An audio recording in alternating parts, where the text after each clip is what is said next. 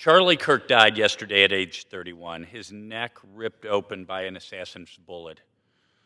He is survived by his wife Erica and their two young children who will never see their dad at a t-ball game or a high school graduation or a wedding.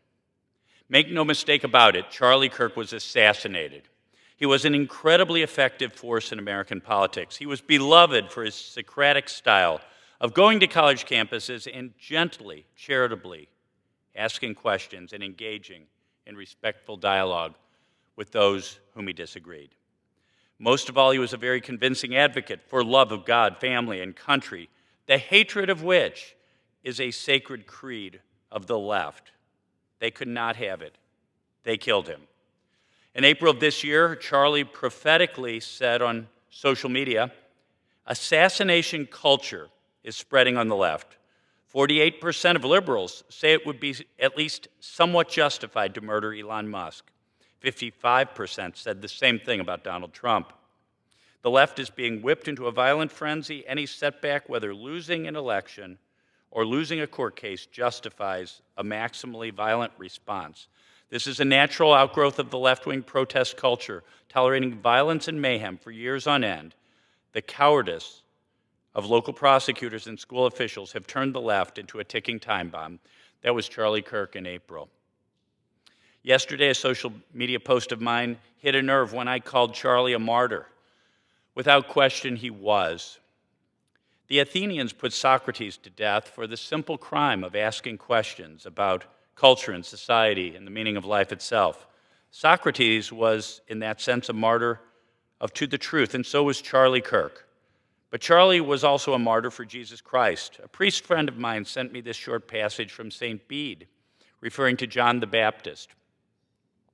There is no doubt that Blessed John suffered imprisonment and chains as a witness to our Redeemer, whose forerunner he was, and gave his life for him.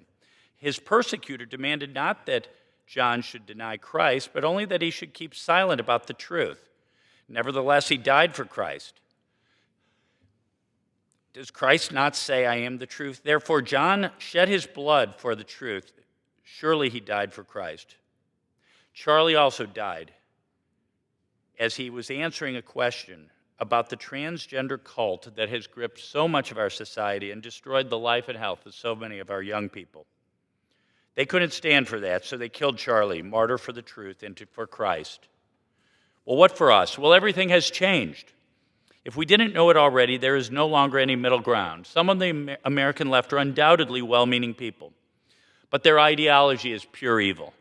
They hate the good, the truth, and the beautiful, and embrace the evil, the false, and the ugly.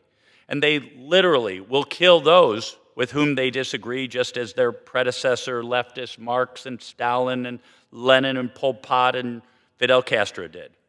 We must know that. And we must stand firm, and we must win this twilight struggle. They killed Charlie, but as Tertullian wrote in the 2nd century, when the church was very much persecuted, the blood of martyrs is the seed of the church.